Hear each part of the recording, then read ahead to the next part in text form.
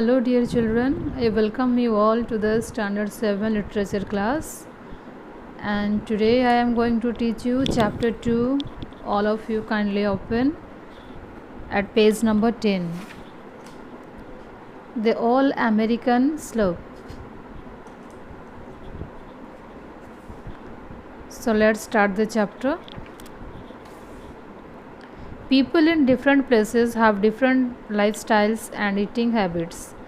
Ignorance of their differences may sometimes lead to cultural shocks. Read this story and see how the narrator feels towards her own culture and that of the West, even over trivial matters such as table manners.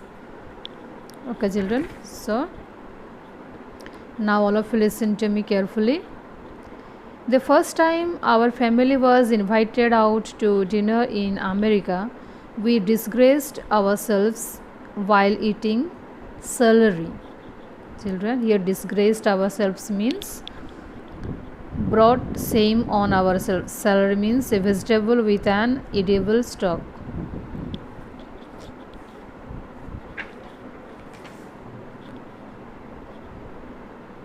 We had immigrated to this country from China, and during our early days here, we had a hard time with American table manners. In China, we never ate celery raw or any other kind of vegetable raw. We always had to disinfect the vegetables in boiling water first.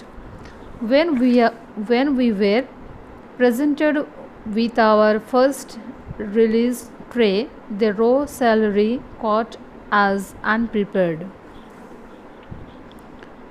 We had been invited to dinner by our neighbors of Gleasons. After arriving at the house, we shook hands with our hosts and packed ourselves into a sofa.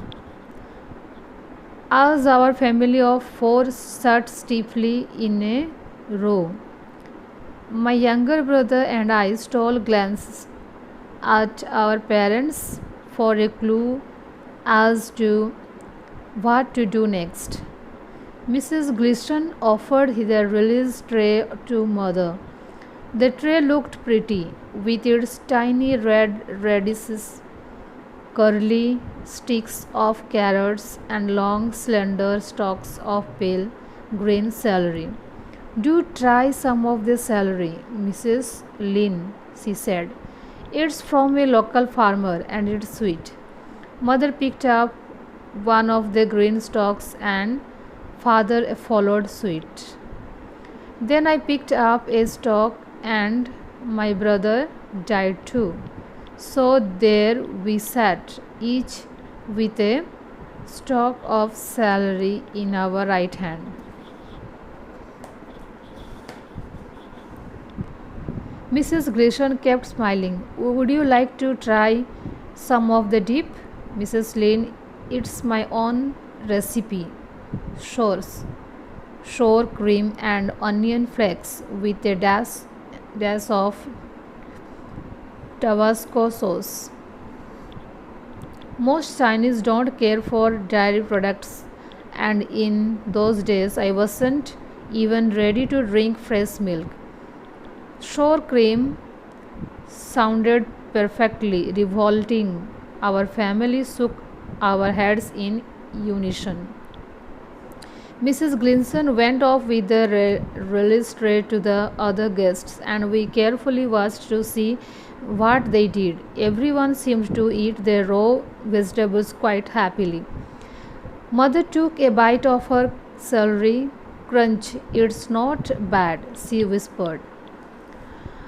Father took a bite of this celery. Crunch, yes, it is good, he said, looking surprised. I took a bite, and then my brother. Crunch, crunch. It was more than good, it was delicious.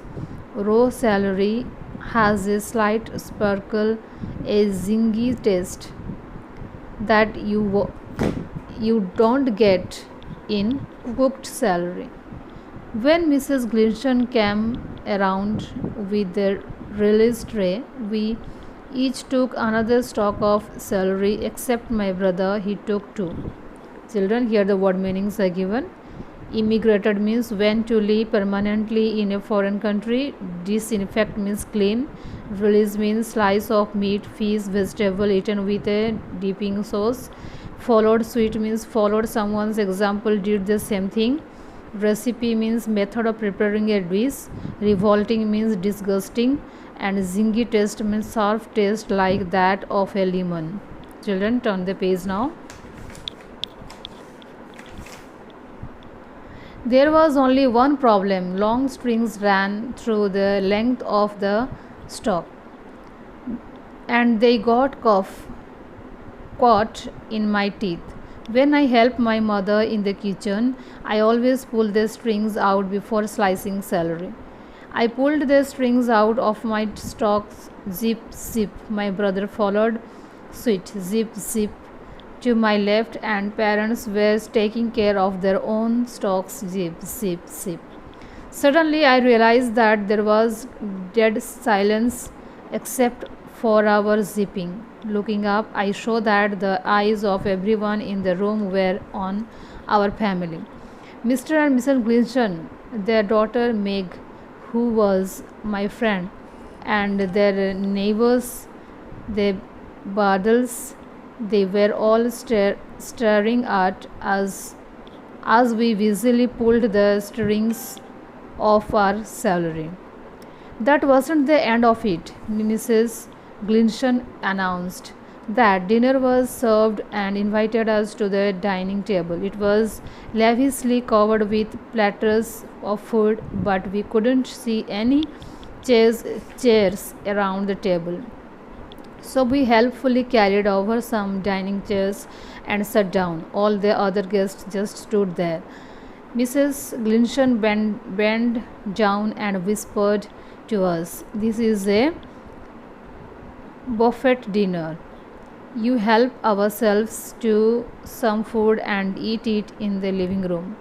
Our family beat a retreat back to the sofa as if chased by enemy soldiers. For the rest of the evening, too mortified to go back to the dining table, I nursed a bit of potato salad on my plate. The next day, Meg and I got on the school bus together. I wasn't sure how she would feel about me after the spectacle our family made at the party.